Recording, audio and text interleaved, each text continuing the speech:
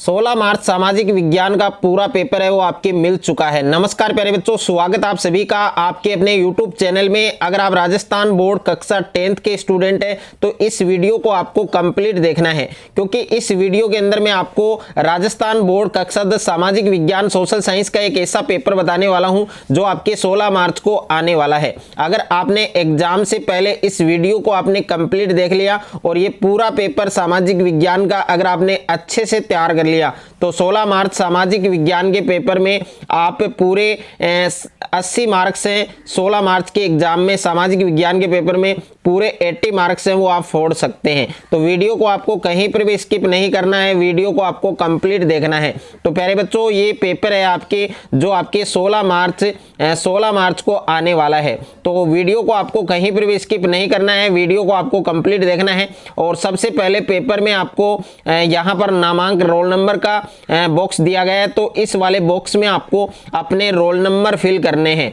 और इस बार QR code है वो भी आपको पेपर में मिल रहे हैं। और यहाँ पर आप देख सकते हैं माध्यमिक परीक्षा 2024, सेकेंडरी एग्जामिनेशन 2024 सामाजिक विज्ञान का ये पेपर है। प्यारे बच्चों, सामाजिक विज्ञान सोशल साइंस का ये पेपर है जो आपके 16 मार्च को आने वाला है। और इस पेपर में आपको 3 घंटे 15 मिनट का आपको समय है वो दिया गया है। और पूर्णांक है आपके 80, यानी 80 नंबर का ये पेपर है। 80 नंबर का ये पेपर है प्यारे बच्चों आपके, तो 80 में से 80 मार्क्स हैं वो आप आराम से ला सकते हैं सामाजिक विज्ञान के पेपर में 16 मार्च को। तो इस वीडियो को आपको कंप्लीट देखना है। और परीक्षार्थियों के लिए सामान्य निर्देश हैं वो भी आपको दिए गए हैं कि परीक्षार्थी सर्वप्रथम अपने प्रश्न पत्र पर नामांक है वो अनिवार्यतः लिखे और सभी प्रश्न हल करने अनिवार्य हैं और प्रत्येक प्रश्न का उत्तर दी गई उत्तर पुस्तिका में लिखे। तो कंप्लीट निर्देश हैं वो आप देख सकते हैं। और प्यारे बच्चों, इस वीडियो को आपको पूरा देखना है। और इस वीडियो के अंदर 16 मार्च सामाजिक विज्ञान को जो आपके पेपर आएगा पूरा पेपर में उत्तर सहित आपको बता रहा हूं, तो वीडियो को आपको कंप्लीट देखना है। तो प्यारे बच्चों, सबसे पहले आपको पेपर में खंड ए दिया गया है, सेक्शन ए आपको दिया गया है। और सेक्शन ए के अंदर प्रश्न संख्या 1 है आपके वस्तुनिष्ठ प्रश्न, यानी प्रश्न संख्या 1 में आपको वस्तुनिष्ठ प्रश्न दिए गए हैं, ऑब्जेक्टिव टाइप क्वेश्चन दिए गए हैं। जिसमें पहला क्वेश्चन आपको दिया गया है कि वह स्थान जो नील की खेती करने वाले किसानों के आंदोलन से जुड़ा था, यानी वह स्थान जो नील की खेती करने वाले किसानों के आंदोलन से जुड़ा था वह स्थान कौन सा है। तो ए ऑप्शन में आपको दे रखा है चंपारण, और बी ऑप्शन में आपको दे रखा है नागपुर, और सी ऑप्शन में आपको दे रखा है अमृतसर, और डी ऑप्शन में आपको दे रखा है खेड़ा। यानी 4 ऑप्शन आपको इसमें दिए हैं। तो कौन सा ऑप्शन आपका सही होगा, करेक्ट होगा? तो इसमें ऑप्शन नंबर ए आपके सही होगा, यानी वह स्थान जो नील की खेती करने वाले किसानों के आंदोलन से जुड़ा था वह स्थान कौन सा है? तो वह स्थान है आपके चंपारण। ओके, यानी इसमें ए ऑप्शन आपका सही होगा। उसके बाद में सेकंड क्वेश्चन आप देख सकते हैं। सेकंड क्वेश्चन आपको क्या दिया है कि भारत से विदेशों को जाने वाले अनुबंधित श्रमिक है वो कहलाते थे, यानी भारत से विदेशों को जाने वाले अनुबंधित श्रमिक है वो क्या कहलाते थे, मजदूर क्या कहलाते थे? तो ए ऑप्शन में आपको दे रखा है गिरमिटिया, और बी ऑप्शन में दे रखा है आपको सफेदिया, सी ऑप्शन में आपको दे रखा है एग्रीमेंट श्रमिक, और डी ऑप्शन में आपको दे रखा है पूर्णकालिक श्रमिक। तो इसमें प्यारे बच्चों आपके कौन सा ऑप्शन सही होगा? इसमें भी आपके ए ऑप्शन सही होगा, यानी भारत से विदेशों को जाने वाले अनुबंधित श्रमिक है वो क्या कहलाते थे, गिरमिटिया। तो इसमें ए ऑप्शन आपका सही होगा। तो ये वाला क्वेश्चन भी आपको अच्छे से तैयार करना है। उसके बाद में देखिए अगला क्वेश्चन है आपके क्वेश्चन नंबर 3, यानी क्वेश्चन नंबर 3 आपको क्या दिया गया है? तो क्वेश्चन नंबर 3 आप देख सकते हैं प्यारे बच्चों, इसमें क्वेश्चन नंबर 3 आपको दिया गया है कि देश की पहली जूट मिल है वो किस राज्य में स्थापित हुई। तो काफी इंपॉर्टेंट क्वेश्चन है कि देश की पहली जूट मिल है वो किस राज्य में स्थापित हुई। तो ए ऑप्शन में आपको दे रखा है पंजाब, बी ऑप्शन में आपको दे रखा है बंगाल, सी ऑप्शन में दे रखा है आपको महाराष्ट्र, और डी ऑप्शन में दे रखा है आपको उत्तर प्रदेश। तो इसमें कौन सा ऑप्शन सही होगा? यानी देश की पहली जूट मिल है उसकी स्थापना किस राज्य में हुई, कौन से राज्य में स्थापित हुई? तो इसमें आपके सही ऑप्शन होगा बंगाल, यानी ऑप्शन नंबर बी आपका इसमें सही होगा। तो इसको भी आपको अच्छे से तैयार करना है। प्रश्न संख्या 4 है आपकी कि प्रिंटिंग प्रेस का आविष्कार किया, यानी प्रिंटिंग प्रेस है उसका आविष्कार है वो किसने किया। तो ए ऑप्शन में आपको दे रखा है ज्योतिबा फुले, और बी ऑप्शन में दे रखा है आपको जयदेव, और सी ऑप्शन में आपको दे रखा है योहान गुटेनबर्ग, और डी ऑप्शन में आपको दे रखा है गंगाधर तिलक यानी बाल गंगाधर तिलक। तो इसमें कौन सा ऑप्शन आपका सही होगा, यानी प्रिंटिंग प्रेस है उसका आविष्कार किसने किया, तो ज्योतिबा फुले, जयदेव और योहान गुटेनबर्ग और गंगाधर तिलक। तो इसमें कौन सा ऑप्शन सही होगा आपके, इसमें आपके योहान गुटेनबर्ग यानी सी ऑप्शन इसमें आपका सही होगा। तो इसको भी आपको अच्छे से तैयार करना है। उसके बाद में है प्रश्न संख्या 5 कि सोपानी खेती है वो किस राज्य में की जाती है, तो सोपानी खेती है वो कौन से राज्य में, कौन से स्टेट में की जाती है, तो ए ऑप्शन में दे रखा है आपके पंजाब, बी ऑप्शन में दे रखा है आपके उत्तर प्रदेश, सी ऑप्शन में दे रखा है आपके हरियाणा और डी ऑप्शन में दे रखा है आपके उत्तराखंड। तो इसमें भी प्यारे बच्चों आपको 4 ऑप्शन दिए हैं, यानी सोपानी खेती है वो किस स्टेट में की जाती है, कौन से राज्य में की जाती है, पंजाब है, उत्तर प्रदेश है, हरियाणा है, उत्तराखंड है।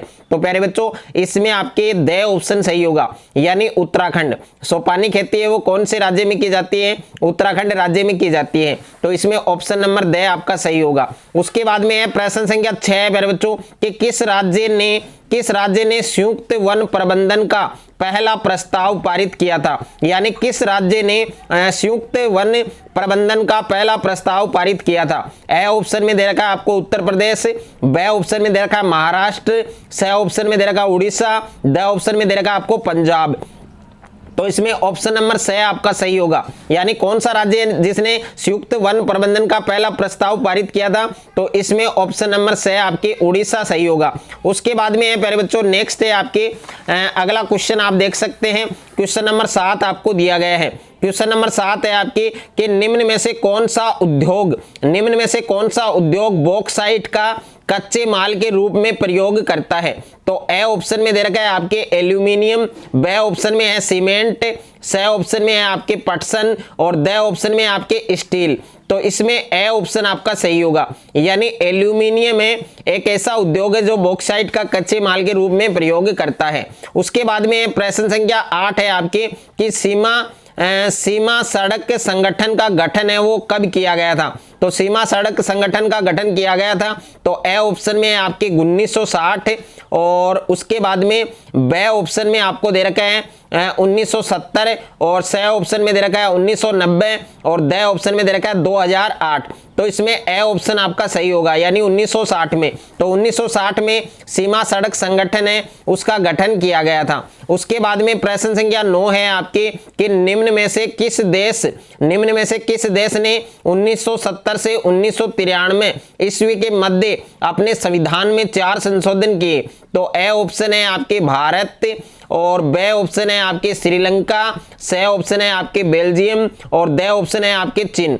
तो इसमें सही ऑप्शन आपका कौन सा होगा, ऑप्शन नंबर सी होगा यानी बेल्जियम। उसके बाद में नेक्स्ट है आपके प्रश्न संख्या 10 है आपके कि निम्न में से किस देश में सार्वजनिक जीवन में महिलाओं की भागीदारी का स्तर है वो बहुत ऊंचा है, तो इसमें भी आप देख सकते हैं ए ऑप्शन में नॉर्वे, बी ऑप्शन में स्वीडन, सी ऑप्शन में आपके फिनलैंड और डी ऑप्शन में आपके उपयुक्त सभी। तो इसमें आपके ऑप्शन नंबर डी आपका सही होगा। उसके बाद में नेक्स्ट है आपके प्रश्न संख्या 11। प्रश्न संख्या 11 आप देख सकते हैं प्यारे बच्चों, प्रश्न संख्या 11 में आपको क्या दिया गया है और यहाँ पर आप देख सकते हैं प्रश्न संख्या 11 कि इनमें से कौन बहुजन समाज पार्टी का संस्थापक है, यानी बहुजन समाज पार्टी का संस्थापक कौन सा है, तो ए ऑप्शन है कांसीराम, बी ऑप्शन है साहू महाराज, सी ऑप्शन है गंगाधर तिलक और डी ऑप्शन है आपके ज्योतिबा फुले। तो इसमें ए ऑप्शन आपका सही होगा, यानी बहुजन समाज पार्टी है उसका संस्थापक कौन है, कांसीराम। तो ए ऑप्शन आपका करेक्ट होगा। उसके बाद में प्रश्न संख्या 12 है कि निम्न में से नगर निगम के अध्यक्ष को कहा जाता है, यानी नगर निगम का जो अध्यक्ष है उसको क्या कहा जाता है, तो ए ऑप्शन है आपके मेयर और बी ऑप्शन है आपके सभापति और सी ऑप्शन है आपके राज्यपाल और डी ऑप्शन है आपके सरपंच। तो नगर निगम का जो अध्यक्ष है उसको क्या कहा जाता है, मेयर कहा जाता है। तो ए ऑप्शन आपका सही होगा। उसके बाद में प्रश्न संख्या 13 है आपके कि निम्न में से कौन सी सेवा तृतीय क्षेत्र के अंतर्गत आती है, तो ए ऑप्शन में है परिवहन और ब ऑप्शन में है आपके संचार, स ऑप्शन में है आपके व्यापार, द ऑप्शन में आपके उपरोक्त सभी। तो इसमें द ऑप्शन आपका सही होगा, यानी परिवहन, संचार और व्यापार तीनों ही ऐसी सेवाएं हैं जो तृतीयक क्षेत्र के अंतर्गत आती हैं। उसके बाद में है प्रश्न संख्या 14 है आपके कि केंद्रीय सरकार की ओर से करेंसी नोट जारी करता है। तो केंद्रीय सरकार की ओर से करेंसी नोट जारी कौन करता है? तो ए ऑप्शन में है भारतीय स्टेट बैंक, और बे ऑप्शन में है आपके सेंट्रल बैंक ऑफ इंडिया, और उसके बाद में स ऑप्शन में आपको दे रखा है भारतीय रिजर्व बैंक, और द ऑप्शन में दे रखा है आपके बड़ौदा क्षेत्रीय ग्रामीण बैंक। तो इसमें स ऑप्शन आपका सही होगा, यानी करेंसी नोट जारी कौन सी संस्था करती है? भारतीय रिजर्व बैंक। उसके बाद में है आपके प्रश्न संख्या 15 है प्यारे बच्चों कि निम्न में से कौन सा देश सस्ता विनिर्माण केंद्र होने का लाभ प्रदान करता है? तो ए ऑप्शन में दे रखा है आपके भारत, बे ऑप्शन में दे रखा है चीन, स ऑप्शन में दे रखा है अमेरिका, द ऑप्शन में दे रखा है भूटान। तो इसका करेक्ट आंसर क्या होगा? आपके चीन, यानी ऑप्शन नंबर बे आपका इसमें सही होगा। तो ये है प्यारे बच्चों आपके 15 तो आपके एमसीक्यूज हैं। उसके बाद में प्रश्न संख्या 2 है आपके कि रिक्त स्थानों की पूर्ति कीजिए। इसमें आपको रिक्त स्थानों की पूर्ति करनी है। तो इसमें 7 क्वेश्चन है आपके टोटल। पहला क्वेश्चन आप देख सकते हैं कि इंग्लैंड का लंदन शहर है वो किसके नाम से जाना जाता था? तो इंग्लैंड का लंदन शहर है वो किसके नाम से जाना जाता था? तो इसमें प्यारे बच्चों आएगा आपके फिनिशिंग सेंटर। ओके, इसमें आपको क्या फिल करना है? फिनिशिंग सेंटर आपको लिखना है, और नाम है वो आपको सही से याद करना है, फिनिशिंग सेंटर। उसके बाद में है सेकंड, आपके सेकंड क्वेश्चन आप देख सकते हैं कि हाथ से बड़े बड़े सुंदर व सुडौल अक्षरों में लिखने की कला कहलाती है। तो इसको हम कौन सी कला कहते हैं? कैलीग्राफी कला का नाम है। ये आपको नाम अच्छे से याद रखना है, कैलीग्राफी, या इसको आप बोल सकते हैं कैलीग्राफी, या इसका एक नाम और है प्यारे बच्चों खुशनविशी। ओके, जो नाम आपको अच्छे से याद रहता है वो नाम आपको इसमें फिल करना है। तीसरा प्रश्न है आपके कि चट्टानों में पानी का रिसाव होने पर पानी भरना कहलाता है, यानी चट्टानों में पानी का रिसाव होने पर पानी भरना क्या कहलाता है? तो इस वाले रिक्त स्थान में आपको लिखना है पुनः भरण। क्या लिखना है प्यारे बच्चों? पुनः भरण। और उसके बाद में है प्रश्न संख्या 4 है कि भारत में व्यवस्था है, यानी भारत में कौन सी व्यवस्था है? बहुदलीय। तो इसमें आएगा आपके बहुदलीय। ओके, उसके बाद में नेक्स्ट है आपके अगला क्वेश्चन आप देख सकते हैं, क्वेश्चन नंबर 5। क्वेश्चन नंबर 5 है आपके कि वेद शासन व्यवस्था के मामले में शासन व्यवस्था निश्चित रूप से अन्य शासनों से बेहतर है। तो इसमें आएगा प्यारे बच्चों 5वें में आएगा आपके लोकतांत्रिक। तो इसमें आपको फिल करना है लोकतांत्रिक। ओके, लोकतांत्रिक, ये नाम आपको इसमें लिखना है। प्रश्न संख्या 6 है आपके। प्रश्न संख्या 6 आप देख सकते हैं कि जन्म के समय संभावित आयु व्यक्ति के जन्म के समय की संभावना को दर्शाती है। तो इसमें आएगा आपके औसत आय। ओके, क्या आएगा प्यारे बच्चों? औसत आय, यानी औसत आयु आपको इसमें फिल करना है। और प्रश्न संख्या 7 है कि सरकार द्वारा अवरोधों अथवा प्रतिबंधों को हटाने की प्रक्रिया है जो प्रोसेस है वो कहलाती है। तो इसमें आएगा उदारीकरण। इसमें उदारीकरण आपको फिल करना है। तो ये 7 रिक्त स्थान है आपके। उसके बाद में है प्रश्न संख्या 3 है अति लघुतरात्मक प्रश्न, यानी वेरी शॉर्ट टाइप क्वेश्चंस। और इन शब्दों के जो आंसर हैं वो आपको 20 शब्दों में लिखने हैं, एक पंक्ति में उत्तर देना है या एक शब्द में देना है। तो यहाँ पर पहला क्वेश्चन है आपके कि चोरी चोरा कांड है वो किस वर्ष हुआ? तो इसका आंसर आप सभी बच्चों को कमेंट बॉक्स में बताना है कि चोरी चोरा कांड है वो किस वर्ष हुआ।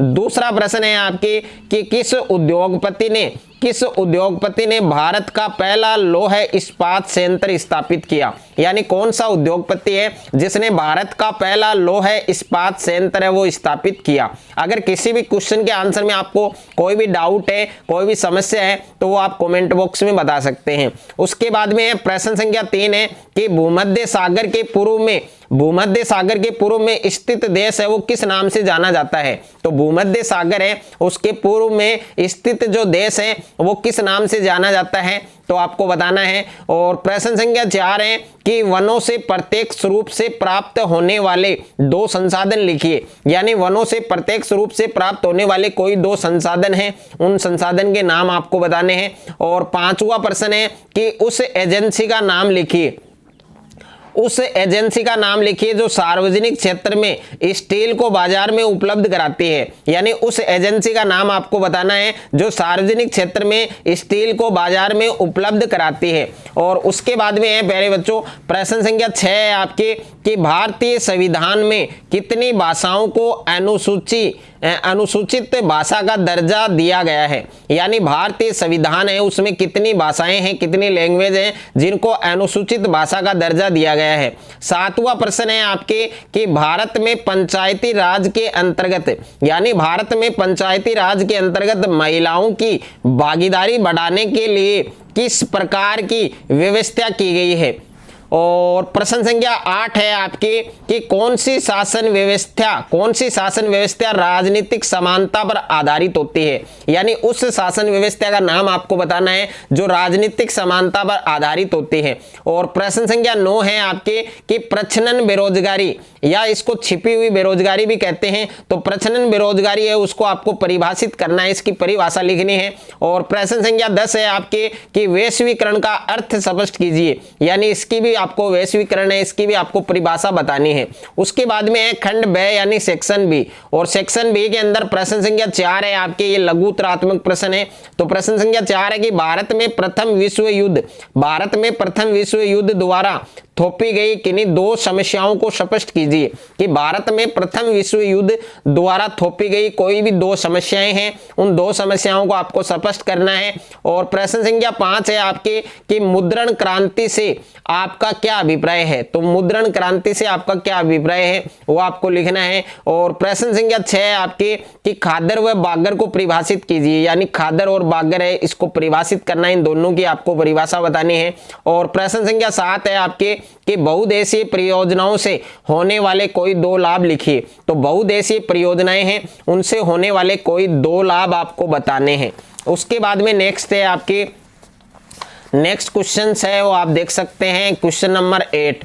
तो क्वेश्चन नंबर 8 है आपके कि भारत में पर्यटन उद्योग के कोई 2 महत्व लिखिए। तो भारत में पर्यटन उद्योग है उसके कोई 2 महत्व आपको बताने हैं। और प्रश्न संख्या 9 है आपके कि श्रीलंका में तमिलों की क्या मांगे थी। तो श्रीलंका में तमिल है उनकी क्या मांगे थी और अपनी मांगों के लिए उन्होंने किस प्रकार स्ट्रगल किया, किस प्रकार संघर्ष किया, वो भी आपको लिखना है। और प्रश्न संख्या 10 है आपके कि भारतीय राजनीति में जातिवाद की भूमिका को स्पष्ट कीजिए। तो भारतीय राजनीति है उसमें आपको जातिवाद की जो भूमिका है उसको आपको स्पष्ट करना है। और प्रश्न संख्या 11 है आपके कि राजनीतिक दल से क्या तात्पर्य है। यानी राजनीतिक दल है इसके बारे में आपको बताना है, इसकी डेफिनेशंस बतानी है, आपको इसको परिभाषित करना है। और प्रश्न संख्या 12 है आपकी कि क्या लोकतंत्र उत्तरदायी, जिम्मेदार और वैध शासन है। अपने पक्ष में 2 तर्क दीजिए। और प्रश्न संख्या 13 है आपके कि ऐसे 2 सूचकों को स्पष्ट कीजिए जिनके आधार पर मानव विकास सूचकांक बनाया जाता है। यानी ऐसे 2 सूचकों को आपको स्पष्ट करना है जिनके आधार पर मानव विकास सूचकांक है जो जीडीपी है वो बनाया जाता है, तैयार किया जाता है। प्रश्न संख्या 14 है आपके कि सूचना का अधिकार है इससे आपका क्या तात्पर्य है। तो सूचना का अधिकार है इससे आपका क्या तात्पर्य है। और प्रश्न संख्या 15 है आपके कि बहुराष्ट्रीय कंपनी क्या है। यानी बहुराष्ट्रीय कंपनी की परिभाषा लिखनी है। और उस बहुराष्ट्रीय कंपनी का नाम बताइए, जिसने भारत में 1700 करोड़ रुपए का निवेश किया था। और उसके बाद में है खंड से में आपके दीर्घ उत्तरीय प्रश्न है जिसमें प्रश्न संख्या 16 है कि 1929 की महामंदी से क्या अभिप्राय है। संक्षेप में इसके कारण लिखिए। तो 1929 की महामंदी से क्या अभिप्राय है इसके आपको रीजन बताने हैं। और अथवा में प्रश्न है प्यारे बच्चों कि जी स्वतंत्र देशों से आपका क्या अभिप्राय है, व्याख्या करें। और प्रश्न संख्या 17 है आपके कि गेहूं की खेती के लिए आवश्यक भौगोलिक परिस्थितियां हैं उनका वर्णन कीजिए। और अथवा में प्रश्न है आपके कि वाणिज्यिक कृषि है उससे आप क्या समझते हैं और इसकी कोई 3 विशेषताएं लिखिए। तो वाणिज्यिक कृषि है उसकी परिभाषा बतानी है, आपको उसको परिभाषित करना है और इसकी कोई 3 विशेषताएं हैं वो भी आपको बतानी है। प्रश्न संख्या 18 है आपके कि संघवाद क्या है। यानी संघवाद को परिभाषित करना है और संघवाद की मुख्य जो विशेषताएं हैं उन विशेषताओं को आपको लिखना है। और अथवा में प्रश्न दिया गया है इसके कि भारत में संविधान संशोधन करके भारतीय लोकतंत्र के स्वशासी निकायों को आर्थिक शक्तिशाली तथा प्रभावी बनाने हेतु क्या कदम उठाए गए। तो ये आपको लिखना है, ये आपको स्पष्ट करना है। प्रश्न संख्या 19 है आपके कि क्या सार्वजनिक क्षेत्र का होना अपरिहार्य है, उक्त कथन की आपको पुष्टि करनी है। और इसके अथवा में प्रश्न है प्यारे बच्चों कि सार्वजनिक क्षेत्र के और निजी क्षेत्र में कोई 3 अंतर स्पष्ट कीजिए। तो सार्वजनिक क्षेत्र और निजी क्षेत्र के उनमें कोई 3 अंतर आपको स्पष्ट करना है। और उसके बाद में देखिए नेक्स्ट क्वेश्चन आपको दिया गया है यहाँ पर खंड द में, यानी सेक्शन डी है आपके खंड द है, जिसमें निम्नात्मक प्रश्न है। प्रश्न संख्या 20 है कि बैंक के कोई 3 कार्य लिखिए। तो बैंक के 3 कार्य लिखने हैं और बैंकों से ऋण लेने की आवश्यक जो शर्तें हैं उनका उल्लेख कीजिए। और इसके अथवा में प्रश्न दिया गया है कि अनौपचारिक क्षेत्र ऋणों की कोई 2 कमियां बताइए और इस संदर्भ में औपचारिक क्षेत्र ऋण है वो किस प्रकार बेहतर है, वो आपको स्पष्ट करना है। प्रश्न संख्या 21 है आपके कि राष्ट्रवाद की प्रथम अभिव्यक्ति 1789 ईस्वी की फ्रांसीसी क्रांति से प्रारंभ हुई थी, ये आपको स्पष्ट करना है। और इसके अथवा में प्रश्न दिया गया है कि फ्रांसीसी लोगों के बीच सामूहिक पहचान का भाव पैदा करने के लिए फ्रांसीसी क्रांतिकारियों ने क्या कदम उठाए, ये आपको स्पष्ट करना है। और प्रश्न संख्या 22 है आपके कि प्रश्न का उत्तर दिए गए मानचित्र में आपको देना है कि दिए गए भारत के रेखा मानचित्र में निम्नलिखित कोयला खाने हैं, उन सभी कोयला खानों को अंकित करना है, जिसमें पहला है आपके झरिया, दूसरा है आपके बोकारो, तीसरा है आपके कोरबा और चौथा है आपके सिंगरौली। तो इन चारों स्थानों को आपको कोयला खानों हैं, ये जो 4 कोयला खाने हैं इनको भारत की रेखा मानचित्र में आपको प्रदर्शित करना है, दर्शाना है। और इसके अथवा में प्रश्न दिया गया कि दिए गए भारत के रेखा मानचित्र में निम्नलिखित लौह खानों को अंकित कीजिए। तो ये लौह खाने हैं जिनको आपको भारत के रेखा मानचित्र में प्रदर्शित करना है, जिसमें बेलाडीला है और दूसरा है आपके बेलारी, तीसरा है आपके मयूरभंज और 4 नंबर है आपके दुर्ग। तो प्यारे बच्चों पूरा पेपर मैंने सामाजिक विज्ञान का जो 16 मार्च को आने वाला है पूरा पेपर इस वीडियो के अंदर आपको उत्तर सहित बताया है। तो ये पूरा पेपर आपको अच्छे से तैयार करना है। अगर आपने एग्जाम से पहले ये पूरा पेपर आपने अच्छे से तैयार कर लिया तो 16 मार्च सामाजिक विज्ञान के पेपर में आप पूरे 80 मार्क्स हैं वो अचीव कर सकते हैं। अगर आपको ये वीडियो अच्छा लगे तो वीडियो को आप ज्यादा से ज्यादा बच्चों के साथ शेयर करें, ज्यादा से ज्यादा वीडियो को लाइक करें और चैनल पर आप नए हैं तो चैनल को आप सब्सक्राइब कर लीजिए और साथ में नोटिफिकेशन बेल को प्रेस कर लीजिए।